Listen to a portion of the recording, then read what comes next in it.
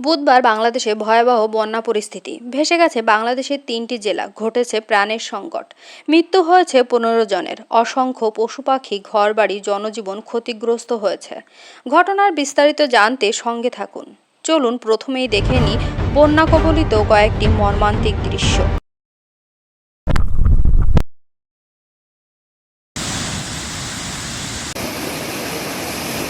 ত্রিপুরার গোমতী দুম্বুর বাঁধ থেকে জল ছাড়ার কারণেই নাকি বাংলাদেশে বন্যা হয়েছে। সেখানকার বন্যা পরিস্থিতি নিয়ে অনেকেই এমন উদ্বেগ প্রকাশ করছে, কিন্তু এটা সঠিক তথ্য কিনা সেটা নিয়ে এখনও ভারত ও বাংলাদেশের তেমন কোনো কথা হয়নি। গোমতী নদীর পার্শ্ববর্তী এলাকাগুলিতে বিগত কয়েকদিন ধরেই ভারী বৃষ্টিপাত হয়েছে। মূলত বাঁধের নিচ দিকে জলের প্রভাবের কারণেই বাংলাদেশের এই বন্যা হয়েছে, এই কথা ভারত সরকার বলেছেন।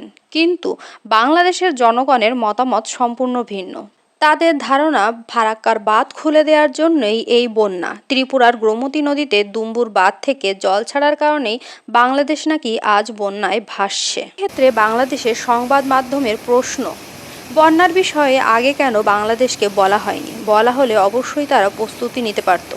কেননা এই বন্যার জল ছাড়া হয়েছে রাতের দিকে, যার কারণে তারা কোনো প্রস্তুতি নিতে পারেননি এবং যার ফলে তাদের প্রাণ সংকট আরও অনেক বেশি বেড়ে গিয়েছে। বাংলাদেশের বেশ কয়েকটি জেলায় আকস্মিক বন্যার বিষয়ে পূর্ব সতর্কতা থাকলেও যে মাত্রায় বন্যা হচ্ছে সে বিষয়ে প্রাথমিক সমীক্ষা ছিল না। এ ধরনের আকস্মিক ও প্রবল মাত্রার বন্যার জন্য প্রস্তুতি নেওয়াটা কঠিন বলে জানাচ্ছে সরকারের বন্যা পূর্বাভাস ও সতর্কীকরণ কেন্দ্র। এক্ষেত্রে বৃহস্পতিবার বিকেলে রাষ্ট্রীয় অতিথি ভবন যমুনা অন্তর্বর্তী সরকারের প্রধান উপদেষ্টা ডক্টর মোহাম্মদ ইউনূসের সভাপতিত্বে উপদেষ্টাদের এক বিশেষ বৈঠক শেষে সাংবাদিকদের তথ্য ও সম্প্রচার এবং ডাক, টেলিযোগাযোগ ও তথ্য প্রযুক্তি মন্ত্রণালয়ের উপদেষ্টা মোহাম্মদ নাদির ইসলাম বলেন, উজানের পানি ধেয়ে এসে এই বন্যার পরিস্থিতি তৈরি করেছে এবং কোনো প্রকার আগাম সতর্কতা ও প্রস্তুতি নেবার সুযোগ না দিয়েই বাঁধ খুলে দেওয়া হয়েছে।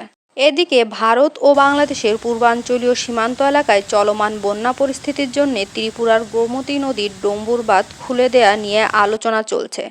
তা সঠিক নয় বলে এক সংবাদ বিজ্ঞপ্তিতে জানিয়েছেন ভারতের পররাষ্ট্র মন্ত্রণালয়। কিন্তু বাংলাদেশ এই তথ্য মানতে সম্পূর্ণ নারাজ। তাদের মতে বাংলাদেশের এই বন্যা পরিস্থিতির জন্য সম্পূর্ণ দায়ী গোমতী নদীর ডম্বুর বাঁধ, যা খুলে দেওয়ার কারণেই বাংলাদেশের বিভিন্ন অঞ্চল আজ বন্যায় প্লাবিত হয়েছে, ঘটেছে হাজারো মানুষের জীবনের হানি।